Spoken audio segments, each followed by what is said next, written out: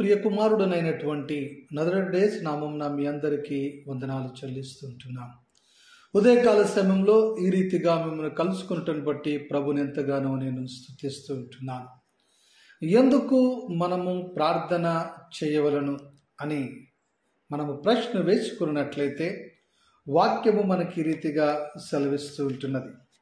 వారు విసుకక నిత్యము ప్రార్థన చేయుచుండవలను అనుటకు ఆయన వారితో ఈ ఉపమానము చెప్పెను.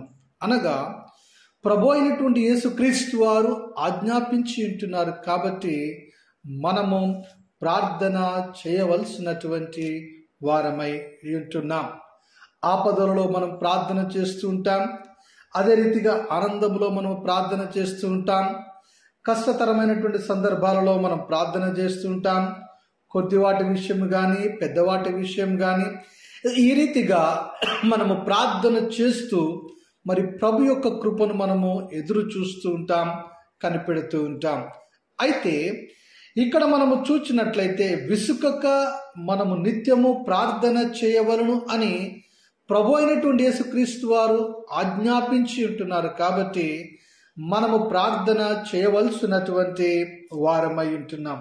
మన ప్రార్థన విసుకక ప్రార్థన చేయవలను, నిత్యము ప్రార్థన చేయవలను అని ఈ వాక్యము మనకి బోధిస్తూ ఉంటున్నది.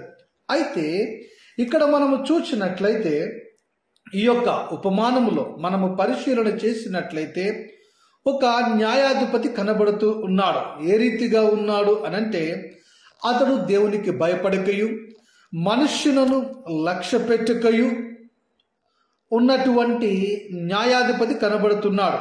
6వ వచనములో అతడు అన్యాయస్తుడై ఉన్నాడు. తర్వాత చూస్తే కఠినుడుగా మనకి కనబడుతూ ఉన్నాడు.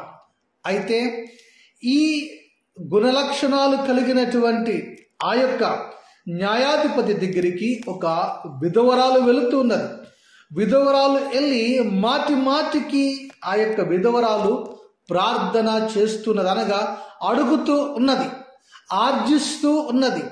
ఆర్జిస్తున్నటువంటి సందర్భములో ఆ యొక్క సమయములో ఇక్కడ ఆ యొక్క న్యాయాధిపతి సెలవిచ్చినటువంటి మాటను మనము చూచినట్లయితే 6వ వచనము లూకా సువార్త 18వ అధ్యాయము 7వ వచనము చదువుకుందాం.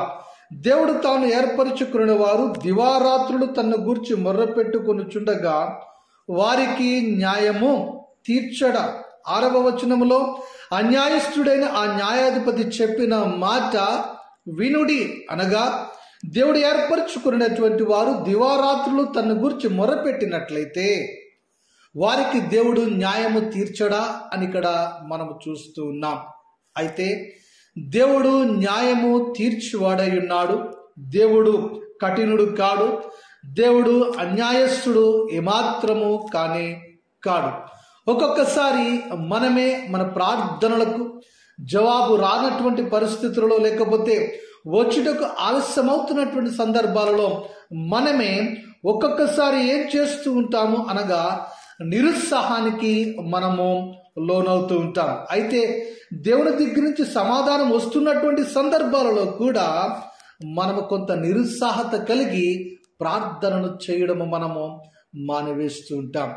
ఆ రీతిగా ఉండక ఈ యొక్క ఉపమానమును బట్టి మనము గ్రహించవలసినటువంటిది ఏమిటి అని అనగా, ఇక్కడ మనం పరిశీలన చేసినట్లయితే దేవుడు తప్పక ప్రార్థనను ఆలకించి ఆయన మనకు జవాబును అనుగ్రహించు దేవుడై ఉన్నాడు. అనగా విసుకక నిత్యము మనము ప్రార్థన చేయవలను అని వాక్యము సెలవిస్తున్నది. అయితే సమూయేలు మొదటి గ్రంథము 12వ అధ్యాయం 23వ వచనము మనము చదివినట్లయితే మరి సమూయేలు ఈ రీతిగా సెలవిస్తూ ఉన్నాడు. నా మట్టుకు నేను మీ నిమిత్తము ప్రార్థన చేయుట మానుట వలన యెహోవాకు విరోధముగా పాపము చేసిన వాడనగుదును. అనగా ఇక్కడ చూచినట్లయితే ప్రార్థన చేయుట మానుట వలన మనం ఏం చేస్తున్నామటండి? విరోధముగా పాపము చేసినటువంటి వారమవుతున్నాం. ఆజ్ఞాతిక్రమమే పాపము అని వాక్యము సెలవిస్తున్నది.